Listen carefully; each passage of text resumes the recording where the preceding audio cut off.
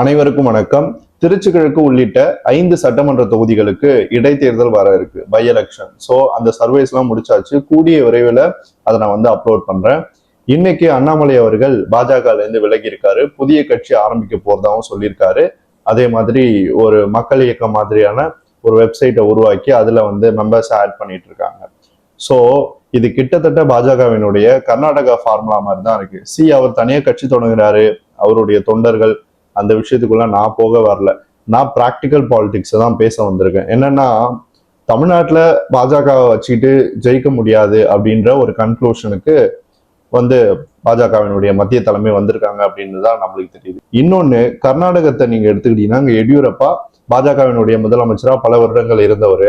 அவரும் இதே மாதிரிதான் பாஜக இருந்தாரு, திடீர்னு விலகி ஒரு கட்சி ஆரம்பிச்சாரு, போட்டியும் விட்டாரு. ஆனா பெருசா சோபிக்கல. அதுக்கப்புறம் மறுபடியும் பாஜகலே சேர்ந்துட்டாரு. ஏன்னா பெரிய வெற்றி பெற முடியல, கட்சி காலி ஆயிடுச்சு. அதுக்கப்புறம் சேர்ந்துட்டாரு. அதே மாதிரி இங்க ஒரு ஃபார்முலாவை கையில் எடுக்கிறாங்க. ஏன்னா கர்நாடகால அந்த மொழி பற்று அதிகமா இருக்கும், கன்னட மொழி பற்று ரொம்ப அதிகமா இருக்கிற ஒரு ஸ்டேட். ஸோ அதனால ஒரு மாநில கட்சி ஃபார்மேட்ல எடியூரப்பா வச்சு ஒரு மிஷன் பண்ணாங்க. பட் அந்த மிஷன் ஃபெயிலியர் ஆயிடுச்சு. அதுக்கப்புறம் அவர் வந்துட்டார் திரும்ப பிஜேபிக்கு. அதே மாதிரி இங்க அண்ணாமலை அவர்களை வச்சு ஒரு மாநில அரசியல தூண்டுறாங்க. இன்னொன்னு என்னன்னா, தமிழ்நாடு என்னைக்குமே தேசிய கட்சிகளை ஏற்றுக்கொள்ளாத மாநிலம் ஆஃப்டர் காங்கிரஸ். காங்கிரஸ் தான் கடைசி வரைக்கும் ரொம்ப ஃபைட் பண்ணி தோற்று போன ஒரு கட்சி இந்த மாநில அரசியல மாத்துறதுக்கு. கடைசியா பக்தவட்சலம் அவர்களோட முடிஞ்சு போன காங்கிரஸ் ஆட்சி திரும்ப வரவே இல்லை. சோ இப்ப அடுத்து என்ன பண்ணலாம் அப்படின்னு சொல்லிட்டு பாஜக ஒரு மிகப்பெரிய ஒரு பிளானை வச்சிருக்காங்க. இன்னொன்னு பாத்தீங்கன்னா, 2019 அப்புறம் பார்லிமெண்ட்ல ராகுல் காந்தி அவர்கள் சொல்லியிருப்பாங்க, பிரதமர் மோடி அவர்களை பார்த்து நேருக்கு நேரா, உங்களுடைய வாழ்நாள்ல நீங்க என்னைக்குமே தமிழ்நாட்டுல ஆட்சிக்கு வர முடியாது அப்படின்னு சொல்லிட்டு அதை பாஜகவினுடைய மத்திய தலைமை ரொம்பவே பெரிய இன்சல்ட்டா எடுத்துக்கிட்டாங்க. இன்னொன்னு, பாஜகவுக்கு ரொம்ப குடைச்சல் தர்ற மாநிலங்களா இருந்தது ரெண்டு. ஒண்ணு வெஸ்ட் பெங்கால், அதே மாதிரி இன்னொன்னு அசாம். ரெண்டுத்துலயுமே அவங்க மிகப்பெரிய அளவுல வெற்றி பெற்று ஆட்சிக்கு வந்துட்டாங்க. பீகார்லயும் ஆட்சிக்கு வந்துட்டாங்க. இப்போ உத்தரப்பிரதேசத்துலயும் அதுக்கான வேலைகள் போயிட்டு இருக்கு. ஸோ இப்போ அடுத்து அவங்களுடைய விஷன் லோட்டஸா தான் இருக்கும், ஆப்ரேஷன் லோட்டஸ். அது சவுத் தமிழ்நாடை நோக்கி தான் வந்துட்டு இருக்கு. சவுத் தமிழ்நாட்டுல அவங்க பெரிய அளவு அவுட்ரீச் எல்லாம் பண்ணாங்க. பட் அதுக்கான ரிசல்ட் 2026 இல்ல, 2024 ஓரளவுக்கு ஓட் ஷேர் கிடைச்சதே தவிர சீட்டு கன்வெர்ட் ஆகல. பட் இப்போ ஆப்ரேஷன் லோட்டஸ் அப்படின்னு சொல்லிட்டு சவுத் இந்தியாவை ஃபோக்கஸ் பண்ணிட்டு இருக்காங்க. இப்ப தெலுங்கானா எடுத்துக்கோங்க, ஆந்திர பிரதேஷ் எடுத்துக்கோங்க, தமிழ்நாடு எடுத்துக்கோங்க. தெலுங்கானால பிரதான எதிர்கட்சின்ற லெவலுக்கு அவங்க வரப்போறாங்க. ஆட்சிக்கு வருவாங்களா அப்படின்றத நம்ம பொறுத்து தான் பார்க்கணும். ஆந்திர பிரதேஷ்ல அவங்க டிடிபி கூட அலைன்ஸ்ல இருக்காங்க. கொஞ்சம் கொஞ்சமா தெலுங்கு தேசம் கட்சியை பலவீனப்படுத்தி அந்த இடத்துக்கு அவங்க வரதுக்கு ட்ரை பண்ணுவாங்க. மூணாவது தமிழ்நாடை பொறுத்த வரைக்கும் பாஜக காலி ஆயிடுச்சு, 2% கட்சி ஆயிடுச்சு. ஒரு சீட்டு தான் உதகமண்டலம் க்ளோஸ் மார்ஜின்ல ஜெயிச்ச சீட். ஆனா அந்த ஒரு சீட்டையும் 2% ஓட்டையும் வச்சுட்டு திரும்ப நம்ம சஸ்டெயின் பண்ண முடியாது, திரும்ப ஒரு மாற்று அரசியல முன்னிலைப்படுத்த முடியாது. ஏன்னா தாவேகா அப்படின்ற ஒரு கட்சி, தமிழக வெற்றி கழகம், தலைவர் விஜய் அவர்கள் மிகப்பெரிய அளவுல வெற்றி பெற்று இந்தியாவிலே என்டிஆருக்கு பிறகு ஒரு மிகப்பெரிய சாதனையை படைச்சது பாஜகவுக்கு மிகப்பெரிய அதிர்ச்சியை கொடுத்துருச்சு. அதனால அந்த ஆல்டர்னேட்டிவ் அப்படின்ற ஸ்பேஸ் அவர் எடுத்துட்டாரு. இப்போ இருக்கிற ஸ்பேஸ் நீங்க பாத்தீங்கன்னா அதிமுகவோட ஸ்பேஸ் மட்டும்தான். அதுக்கப்புறம் பாஜகவோட 2% ஓட்டு. ஸோ இது ரெண்டுத்தையுமே அண்ணாமலையை வச்சு உடைக்கலாம் அப்படின்னு ட்ரை பண்றாங்க. இன்னொன்னு, அண்ணாமலை அவர்கள் சார்ந்த கம்யூனிட்டி ஏடிஎம்கேக்கு ரொம்ப நெருக்கம். அதனால அதை பயன்படுத்தி ஒரு புதிய கட்சி ஸ்டார்ட் பண்ணி அந்த கட்சி எவ்வளவு ஓட் ஷேர் எடுக்குதோ அதை ஃபியூச்சர்ல ஒரு கால்குலேஷன் போட்டு திரும்ப பாஜகவோட மெர்ஜ் பண்ணலாம் அப்படின்றது அவங்களுடைய ஐடியாவா இருக்கும். 100% நான் சொல்றேன், ஃபியூச்சர்ல அவர் திரும்ப பாஜகல போய் ஜாயின் பண்ணுவாரு. அவர் கால சூழ்நிலைக்கு ஏற்ப இந்த முடிவை நான் எடுத்தேன் அப்படின்னு சொல்லிட்டு சிம்பிளா சொல்லிட்டு போயிடுவாரு. சோ இது எல்லாமே ஒரு பின்னப்பட்ட அமைப்பு தான். ரஜினி அவர்களுக்கு மிகப்பெரிய அளவுல விஜய் அவர்கள் மேல பொறாம வந்தது இந்த தேர்தல் வெற்றிக்கு பிறகு. அதுக்கப்புறம் அவர் பண்ண சில ஆக்டிவிட்டிஸ் எல்லாம் நீங்க பார்த்திருப்பீங்க. சோ அந்த அளவுக்கு அரசியல்லையும் சரி சினிமாலையும் சரி விஜய் அவர்கள் கிட்ட தோற்று போன ஒரு மனிதரோட ஆசீர்வாதத்தோட ஒரு கட்சி ஆரம்பிச்சு அண்ணாமலை அவர்கள் அரசியல் களத்துக்குள்ள வராரு. அரசியல் களத்துக்குள்ள நீங்க தனியா ஃபைட் பண்ணி ஒரு நியூ பிரின்சிபலை சொல்லி மக்கள் ஆதரவு பெறதை யாருமே கேள்வி கேட்க போறது கிடையாது. ஆனா இவர் என்ன சொல்றாருன்னா, இப்பவும் மோடி அவர்கள் தான் எனக்கு பிரதமர், எதிர்காலத்திலேயும் அவர் தான் பிரதமரா இருக்கணும் அப்படின்னு சொல்றாரு. அப்போ பாஜகவுக்கும் அண்ணாமலை அவர்களுக்கும் எந்த டிஃபரன்ஸ் இல்லையே, இதுக்கே புது கட்சி பருத்திமுட்டை குடோன்லயே இருக்கலாம் அப்படின்ற மாதிரி தானே நம்மளுக்கு தோணுது. ஸோ அபிஷியலா பாஜகவினுடைய ஒரு பி டீம் தமிழ்நாட்டுல வரப்போகுது அப்படின்றது கிட்டத்தட்ட உறுதியாயிடுச்சு அப்படின்னு தான் நான் நினைக்கிறேன். பாஜகவினுடைய மெம்பர்ஷிப் இருக்கும் இல்லையா, 15 லட்சம் அப்படின்னு சொல்றாங்க. அது எந்த அளவுக்கு உண்மைன்னு தெரியல. அதுல இருந்து கொஞ்சம் இவருக்கு இப்ப டிரான்ஸ்பர் ஆகும். ஸோ பாஜக பின்புலத்துல இருந்து மிகப்பெரிய அளவுக்கு அண்ணாமலை அவர்களுக்கு ஃபண்டிங் பண்ணும். மீடியாலையும் அவரை ரொம்ப ப்ரொஜெக்ட் பண்ணுவாங்க. பட் தேர்தல் முடிவுகள்ல அவர் வந்து 0 அப்படின்றது மறுபடியும் நிரூபிக்கப்படும். தமிழ்நாடு வந்து கல்ட் ஃபேஸ் விரும்புற ஒரு ஸ்டேட். இங்க வந்து எமோஷனலா கனெக்ட் ஆன லீடர்ஸ்னால மட்டும்தான் வெற்றி பெற முடியும். கலைஞர் அவர்கள் கடின உழைப்பாலையும் அண்ணா அவர்களால் உருவாக்கப்பட்டு எம்ஜிஆர் அவர்களால வளர்க்கப்பட்ட கட்சியை கைப்பற்றி ஒரு சஸ்டெயினா நின்று ஒரு காமன் மேனா பயணிச்சு அந்த கட்சியில வெற்றி பெற்று முதலமைச்சர் ஆனாரு.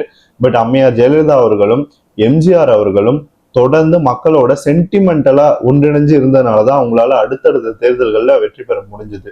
அதுதான் விஜய் அவர்களுக்கும். அவர் வந்து எமோஷனலா கனெக்ட் ஆன லீடர். பட் அண்ணாமலை அவர்கள் அப்படி கிடையாது. நீங்க என்னதான் ஐபிஎஸ் படிச்சிருந்தாலும் என்னதான் இன்டெலிஜென்ட்டா இருந்தாலும், இன்டெலிஜென்ட் அப்படின்னு நான் ஒத்துக்க மாட்டேன். ஏன்னா அறிவு சார்ந்த நபர்கள் அந்த மாதிரியான விஷயங்கள்லாம் பண்ண மாட்டாங்க. எந்த விஷயம்னு சொல்லிட்டு உங்களுக்கு தெரியும். அவர் இந்த சாட்டையால அடிச்சுக்கிட்டது, இந்த மாதிரி சில காமெடி எல்லாம் பண்ணாரு. சோ அவர் கட்சி ஆரம்பிச்சு தாவேக்காவை பலவீனப்படுத்துவாரா அப்படின்னு கேட்டீங்கன்னா என்னை பொறுத்தவரை அது பெரிய காமெடி. அதுக்கான வாய்ப்பே கிடையாது. அவர் முதல்ல நோட்டாவோட போட்டி போடணும், அடுத்தது என்டிகேவோட போட்டி போடணும், அதுக்கப்புறம் ஏடிஎம்கேவோட போட்டி போடணும், அதுக்கப்புறம் திமுகவோட போட்டி போடணும், அதுக்கப்புறம் தாவேக்காவோட போட்டி போடணும். ஸோ இவ்வளவு தூரம் அவர் கடந்து வரதுக்குள்ள அந்த கட்சியை காலியாயிடும். ஸோ அதனால அவரை வந்து விஜய் அவர்கள் கூட கம்பேர் பண்றது எந்த விதத்திலையும் சரியான ஒரு விஷயம் இல்லை. அது வன்மையான கண்டனத்திற்கு உரியது. அரசியல் களத்துல வந்து போராடட்டும், வெற்றி பெற்று வரட்டும். சில அரசியல் அறிஞர்கள் ஆய்வாளர்கள் பேர்ல சுத்திட்டு இருப்பாங்க இல்லையா, தாவேக்கா ஒரு சீட்டு கூட வராதுன்னு சொன்ன ஆட்கள் இன்னைக்கு என்ன சொல்றாங்கன்னா, அண்ணாமலை அவர்களுக்கு தமிழ்நாட்டினுடைய முதலமைச்சரான விஜய் அவர்களை தாண்டி கூட்டம் அதிகமா வரப்போகுது, அவருக்கு மெம்பர்ஷிப் அதிகமா இருக்கு, அவர் பர்த்டேவை வந்து இவ்வளவு பேர் செலிப்ரேட் பண்றாங்க அப்படின்னு. யாராவது அறிவு இருக்கிற ஒரு ஆள் இதை பண்ணுவாங்களா? பர்த்டே செலிப்ரேஷனை வந்து கம்பேர் பண்ணிட்டு இருக்காங்க தாவேக்காவோட வெற்றியோட. இது வந்து எந்த அளவு அபத்தமான ஒரு விஷயம். ஸோ இந்த மாதிரியான ஜேர்னலிஸ்ட் எல்லாம் வந்து நம்ம கொஞ்சம் விலக்கி வைக்கிறது தான் நல்லது. ஏன்னா இவங்க எந்த அளவுக்கு நாலேஜபிளா பேசுறாங்க அப்படின்றது இதுல இருந்து தெரியுது. So nowhere comparison. அண்ணாமலைனால தாவேக்கா அளவுக்குலாம் வரவே முடியாது. அவரால் முதல்ல கட்சி ஸ்ட்ரக்சரையே மெயின்டைன் பண்ண முடியாது. பாஜக மிகப்பெரிய அளவுல அவர் பின்னாடி இருந்து சப்போர்ட் பண்ணும். ஸோ அவரை நம்பி போற இளைஞர்களா நீங்க இருந்தீங்கன்னா கொஞ்சம் யோசிச்சு பாருங்க.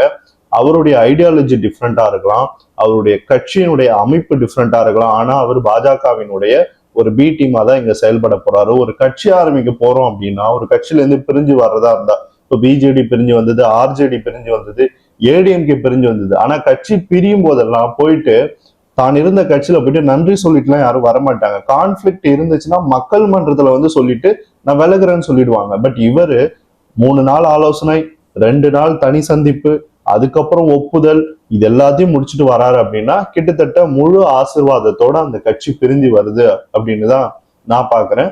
ஸோ இவரால் அரசியல சஸ்டெயின் பண்ண முடியுமா அப்படின்னு கேட்டீங்கன்னா, இன் மை எக்ஸ்பீரியன்ஸ் நான் பார்த்த வரைக்கும் இந்த சர்வே ஃபீல்டுல பல வருடங்களா பயணிச்சிருக்கேன். எத்தனையோ லீடர்ஸோட பொலிட்டிக்கல் ஆக்டிவிட்டிஸை வாட்ச் பண்ணியிருக்கேன், சர்வேஸ் ரிலீஸ் பண்ணியிருக்கோம், ப்ரெடிக்ஷன்ஸை வந்து நம்ம கரெக்டாக சொல்லியிருக்கோம்.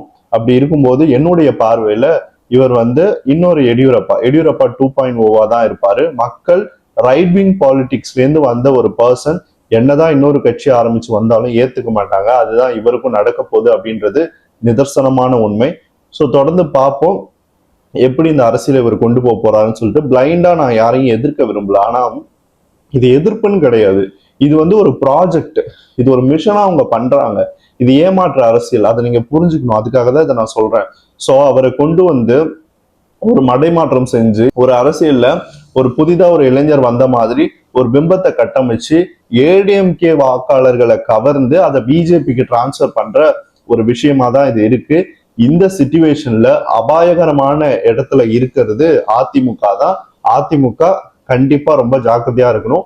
இல்லைன்னா தங்களுடைய வாக்கு பலம் 21%ல ஒரு 5 to 6% வந்து இழந்துருவாங்க அண்ணாமலை அவர்கள்கிட்ட. அதுக்கப்புறம் நாம் தமிழர். ஸோ இந்த பொலிட்டிக்கல் மூவ்மெண்ட் எப்படி போகுது அப்படின்றத நம்ம பொறுத்திருந்துதான் பார்க்கணும்.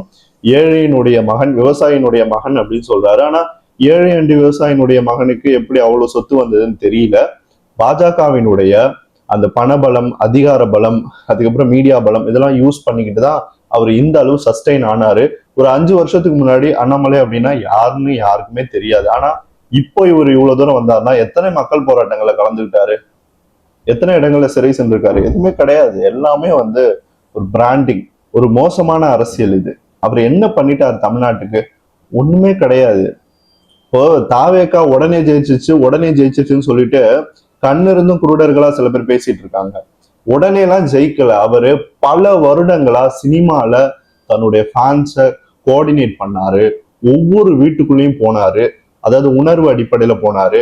அப்படி போய் தான் இந்த அளவுக்கு ஒரு செல்வாக்கை திரட்டி இத்தனை வருடங்கள் பயணிச்ச அந்த செல்வாக்கை வச்சுதான் அரசியல்ல மக்கள் நம்பிக்கையை பெற்று வெற்றி பெற்றார். அவருக்கும் எவ்வளவு குடைச்சல்கள்லாம் வழங்கப்பட்டது. நீங்க வேணா பாருங்க, எழுதி வச்சுக்கோங்க. அண்ணாமலை அவர்களுக்கு எந்த விதமான தடங்களும் இருக்காது. ஸ்மூத்தா கட்சி ஆரம்பிப்பாரு, ஸ்மூத்தா எல்லா விஷயங்களும் போகும், எலெக்ஷன்ல நிற்பாரு. ஏன்னா பாஜக மிகப்பெரிய அளவுல அவருக்கு பேக்கிங்கா வந்து நிற்கும். ஸோ கூடிய விரைவில் அவருடைய கட்சி வந்து பாஜகவோட மர்ஜ் ஆகும். நீங்க வந்து அதை தொடர்ந்து பார்க்க தான் போறீங்க. ஸோ இப்படிதான் இந்த அரசியல் நிலவரமானது போயிட்டு இருக்கு. ஸோ இடைத்தேர்தல்கள் நடக்க இருக்கிற சட்டமன்ற தொகுதிகளினுடைய சர்வேஸை கூடிய விரைவில் நான் வந்து ரிலீஸ் பண்றேன். இது போல இன்னொரு வீடியோல மறுபடியும் உங்களை சந்திக்கிறேன். நன்றி.